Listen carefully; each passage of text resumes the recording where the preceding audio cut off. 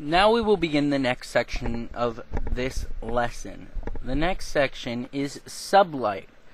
Clicking on the Sublight menu brings out a similar layout like the Hypertravel, with the Galaxy map being replaced with your system map.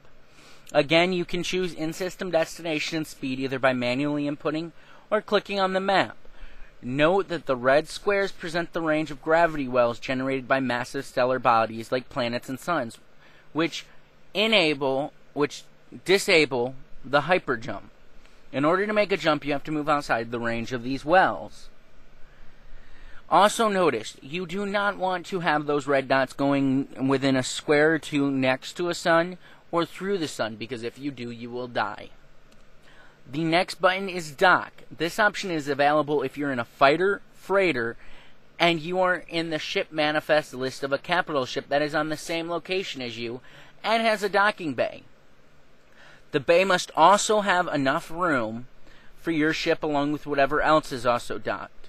This is also something to be noted when you're flying more than one ship, which in order to do that we will explain in a later lesson. Planet. This is available if you are in a fighter freighter and at the location of a planet. It takes 1 hour to enter orbit and then another hour to descend to surface. Another button is Scanner.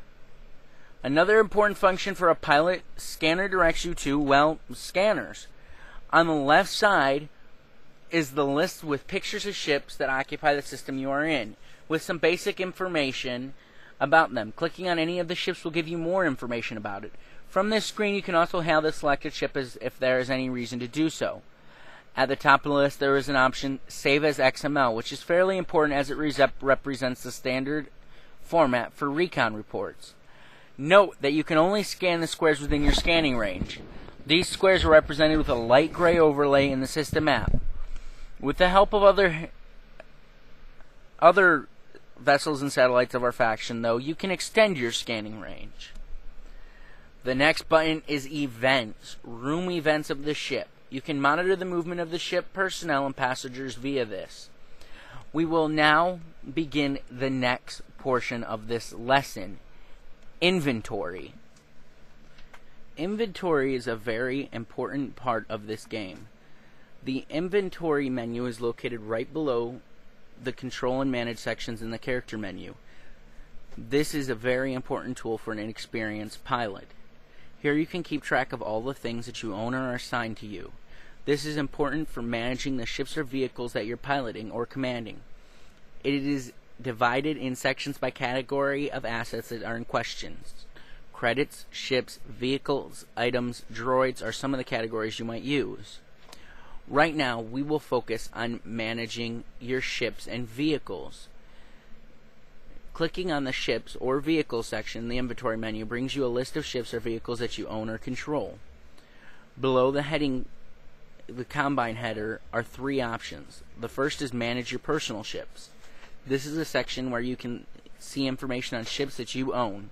Since you will most likely be using our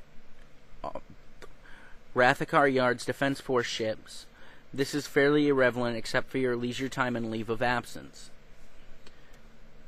The second is Manage assigned ships. This grants you a higher degree of control than just being assigned as a pilot. You can assign others as pilots, commanders, and add personnel to crew lists or change the name of a ship. Not advisable since it's not your property and all of our ships follow a specific pattern of names. Note that if a ship shows up here, you are the commander of it and you assign it to another commander, you won't be.